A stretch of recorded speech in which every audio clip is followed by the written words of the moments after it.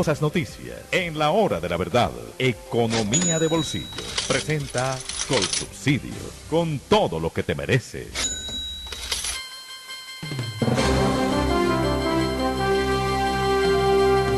Doctor Álvaro Cámara, muy buenos días. Buenos días, doctor Fernando. Doctor Cámara, se habla mucho de una crisis económica mundial y de un proceso recesivo después de la inflación muy alta que están registrando los países de la eurozona y los Estados Unidos. ¿Qué nos cuenta usted y cuáles son las posibilidades reales de esa crisis mundial? Fernando, seguimos caminando en esa incertidumbre. Probabilidades asignadas a una recesión en el 2023, pues desde ser el 28% hace algunas semanas, ya estamos pensando pues que es el por ciento o más la probabilidad de que esto pase. El fenómeno resulta absolutamente complejo en medio de una escalada de precios que no para. Si bien se piensa que estaríamos llegando casi que al techo de ese número de inflación en términos anuales en muchas economías, incluyendo la colombiana, que ya envió a conocer su dato de inflación, el más alto casi que en 2 décadas, pues de alguna manera hace que los bancos centrales tengan que reaccionar completamente ese discurso y esa política expansionista agresiva con la que se sortió la pandemia. Doctor Fernando, pues lo único que queda es subir las tasas de interés de manera agresiva. De hecho hizo un movimiento de 75 puntos básicos en su última reunión, tal vez en el movimiento más agresivo que se ve desde 1994. Y en Colombia pasó algo similar y el Banco Central subió la tasa de interés al 7,5 en una variación de 150 puntos básicos, lo cual pues naturalmente muestra que la acción firme de los bancos centrales por contener este fenómeno, que pasó de ser un asunto netamente de energía y de alimentos allá a contaminar otros amarrados a la demanda, pues hagan aún más compleja la circunstancia. Poco de incertidumbre, doctor Fernando, pues se ve agravado no solamente por las tasas de interés al alza. En este escenario también los activos en general empiezan a perder valor, las bolsas de valores empiezan a caer, que se volvieron una moda de inversión para muchos empiezan a desinflarse, y en general no existe o no queda ningún activo seguro aparte del dólar en el mundo, lo cual hace pues que naturalmente esa pérdida de valor, ingreso disponible de los hogares, o por lo menos la sensación de riqueza, y eso termina de agravar la capacidad de consumo, por lo menos las expectativas hacia adelante. Además a una caída estrepitosa del dólar, del petróleo ayer, por de la recesión, y prácticamente a ver la paridad en el euro, que no lo veíamos hace 20 años. A eso únale la inestabilidad política que se ha armado en el Reino Unido con la renuncia de los ministros el primer ministro de Finanzas y el ministro de Salud. Luego todo sigue enrarecido, unido pues que el telón tenemos todavía la guerra de Rusia y Ucrania, en un proceso de letargo, pero que sigue afectando naturalmente los precios de ciertos insumos para la agricultura y naturalmente sigue incidiendo sobre. Luego el caldo, doctor Fernando, está perfectamente hecho para que tengamos meses difíciles en lo que viene. El colombiano pues unirá todo lo que va a pasar con el nuevo gobierno y sus políticas económicas. Doctor Cámara, ¿nos quiere recordar cuáles fueron los niveles de inflación que dio el director del DANE? Y usted ha dicho que es el más alto en 20 años. ¿De cuánta fue la inflación de los últimos meses? ¿O cómo está calculada la inflación año a año o estos 6 meses independientes de los demás? Tuvimos una variación del 0,51% en el mes de junio, con una variación acumulada en el último año del 9,67%. Estaba muy dentro de lo que era el consenso de analistas y en general de los que le toman el pulso a la economía.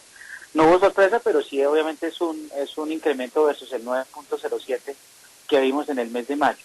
Lo que estamos esperando, doctor Fernando, es que la circunstancia pudiera estar ya en el techo, por lo menos de lo que tiene que ver con este año, y deberíamos empezar a asistir a una moderación en la inflación de aquí al cierre del año. De pronto ya no tan al 6,5% que se pensaba hace unas semanas, pero sí debería moderarse un poco el incremento de precios. No juega a favor de la inflación en Colombia el haber tenido que liberar los precios de los combustibles, porque pues es insostenible el déficit del Fondo de Estabilización de Precios. y esto naturalmente se convierte en un factor adicional de presión sobre los precios en lo que resta del año. Pero la expectativa, doctor Fernández, es que estemos debemos haber llegado ya a estar muy cerca del techo de la inflación del año 2022. Pues ojalá sea así. ¿Y cuál es la respuesta en las bolsas? Usted nos dice que el refugio últimamente lo da solamente el dólar, lo que significaría que hay pocos recursos disponibles para las bolsas y me imagino una tendencia a la baja de los valores que en ellas se cotizan. ¿Cuál es la situación de las bolsas y de la bolsa colombiana en particular?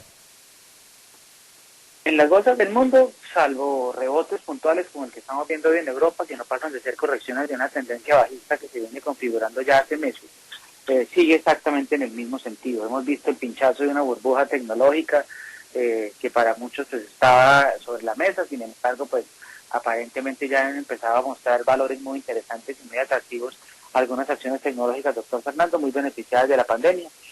Pero en general digamos que la presión bajista sobre todos los activos considerados de riesgo se mantiene. Eso ha hecho pues básicamente que el refugio sea ir al dólar. Y mire lo que le cuento, que estamos llegando casi que a paridad entre euro-dólar. Acuérdense que veníamos de cotizaciones de 1.10, 1.12.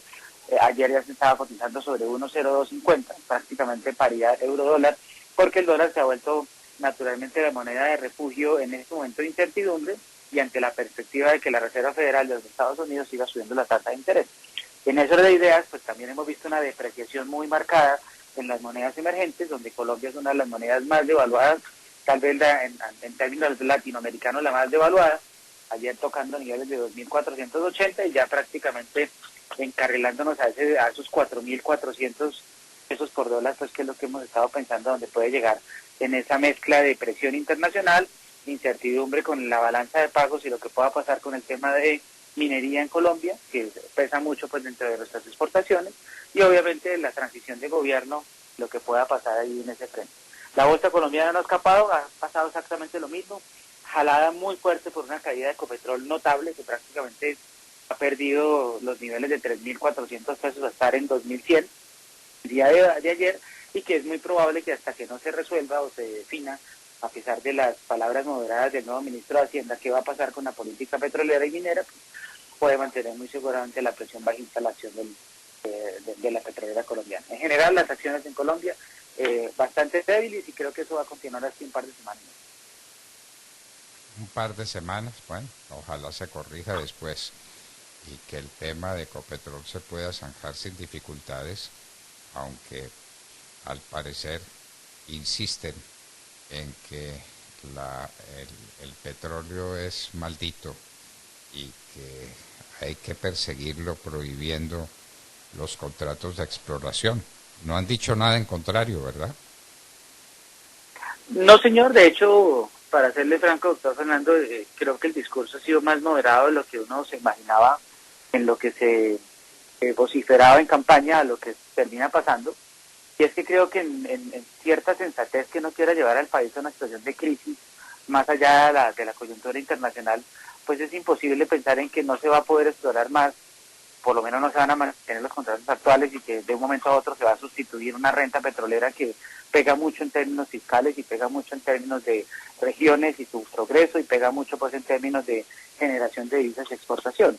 Creo que nadie se aleja de compartir que el mundo tiene que caminar hacia energías limpias, que investigar en esto y avanzar, como de hecho inclusive el gobierno saliente ha avanzado en temas de parques de energía eólica y todo este tipo de cosas, pues es una tendencia de ya tenemos que ir, pero no hay necesidad de pegarse un tiro en un pie, doctor Fernando. Se puede hacer paulatinamente sin poner la economía en crisis. Y este proceso de transición hacia energías muy limpias es un proceso largo y costoso. Y hay que ver de dónde van a salir los recursos y con qué paciencia se va a soportar una crisis mientras el petróleo siga cayendo y la acción de Ecopetrol siga cayendo. Trató de recuperarse unos días y volvió a caer, doctor Cámara. Sí, señor. De la semana pasada hubo un par de días donde alcanzó a subir más de un 12 o 13%, más una corrección en una fuerte caída, pero ayer, solamente el día de ayer, acompañada de la caída del petróleo, que fue casi del 9% ante los temores de recesión mundial, volvió a tener un retroceso del 8-9% y muy seguramente la presión bajista se va a poder mantener. La tendencia sigue siendo y va a probar niveles de 2.000 pesos por acción, que si llega a sobrepasar, muy seguramente vamos a volver a ver ese título alrededor de 1.850, 1.800 pesos el valor de la acción. De ahí para abajo yo no creo que tenga mucho más margen de caída, pero por ahora la presión es posible que se mantenga no solamente en ese título, sino en todo el resto de la bolsa colombiana. Doctor Álvaro Cámara, muchísimas gracias por su espléndida exposición de una situación que no es fácil ni en el mundo ni en Colombia. Muchísimas gracias, doctor Cámara.